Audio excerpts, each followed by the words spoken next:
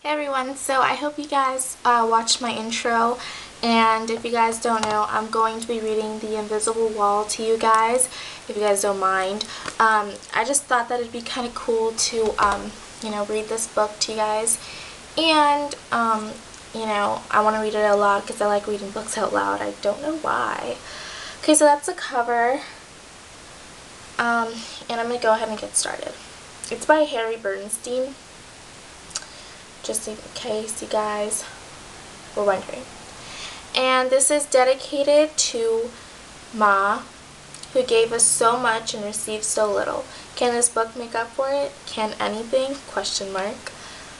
And I'm going to read the acknowledgements. It says, this book could not have been written without the love and caring of my late wife, Ruby, my son Charles, and my daughter Adrienne. I owe many thanks to Kate Elton of Random House for seeing in my book things that other people had not seen for a long time. And many thanks to Anna Simpson for her patience and wisdom in editing the book. I am also deeply grateful to Alison Dickens for introducing my book to the American audience, and to Robin Rollwicks for taking up where Alison left off. My gratitude also to the various publishers in Finland, Sweden, Germany, and Italy for bringing out my book in their respective countries. So, yeah, this book is pretty cool. I think it's like about Jews and stuff, so yeah. I'm going to read the prologue in this video, and then I'm going to start reading the actual book in the next video. So, yeah, you guys can watch this, happily or something.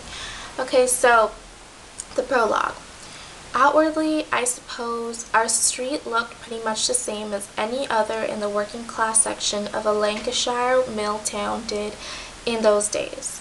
They were all dreadfully alike, with their endless, sod rows of houses facing one another across the cobblestones, the brick darkened by age and soot, the short, stubby chimneys jutting out of slate roofs into murky skies, along with the tall, slender stacks of the mills that were sometimes half buried in the smoke and clouds.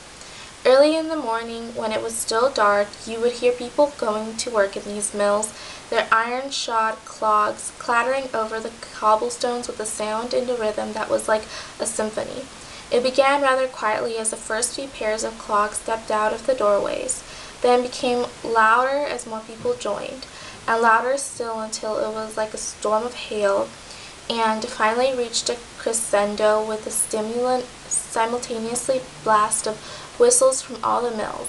It then softened as they entered the mills and died out to silence again. I often lay awake in the bed I shared with my two brothers listening to these noises. I would hear them again when they came home in the evening, but the sound was different from the morning, quicker and more staccato. If it was summer and still daylight, I might see them, the men carrying empty dinner pails wrapped in big red spotted handkerchiefs, the women wearing striped colored petticoats and shawls with little bits of white fluff stuck in their hair, looking like snowflakes, and all of them walking separately from one another, too tired to talk probably, and all in a hurry to get home. One by one they would enter the houses on the Christian side. One by one the doors would open and close, and finally, as in the morning, there was silence again.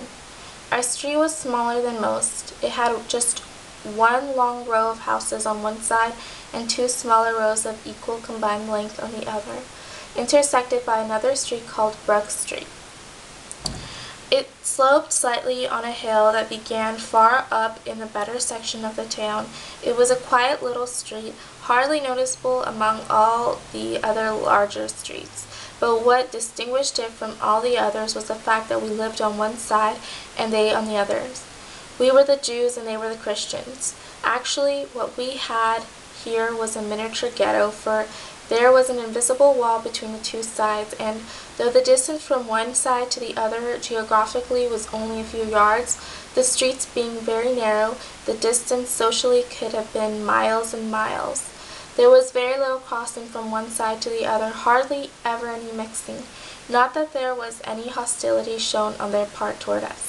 It was nothing like Brook Street or Band Street or places like that where a Jew didn't dare venture if he knew what was good for him. Nor were the Christians on our street anything like the Christians on those other streets, with their constant beer drinking and fighting and their rough ways and foul language. For the most part, our Christians were a quiet, decent lot, and the two sides got along quite well. For our parents, most of whom had come from Poland or Russia at the turn of the century, fleeing the pogroms there, the little street must have come as a refuge. Just the same, there was this distance between us, and it was maintained by everyone, though with an exception or two now and then. Like, for example, when Mrs. Humberstone used to cross over to gossip with some of the Jewish women who seemed to especially like, or when we had to go to Gordon's grocery to buy a cob of white bread or a bottle of pop or ginger beer, or to Mrs. Turnbull's sweets shop on the corner at the top of the street. Otherwise, we stuck to our side and they to theirs. But there are few rules or unwritten laws that are not broken when circumstances demand, and few distances that are too great to be traveled. Such was the case on our street, and I was to play an important part, unwittingly, in what happened. It began on a summer evening when I was about 4, perhaps a bit younger, but old enough certainly to be able to get involved in the drama that began that night. And then starts part 1. So that's where I end this video, and there's a bug on my camera, but I hope you guys got interested in the book. I'm going to go on to part 1 next, so I'll see you guys in my next video. Okay, bye.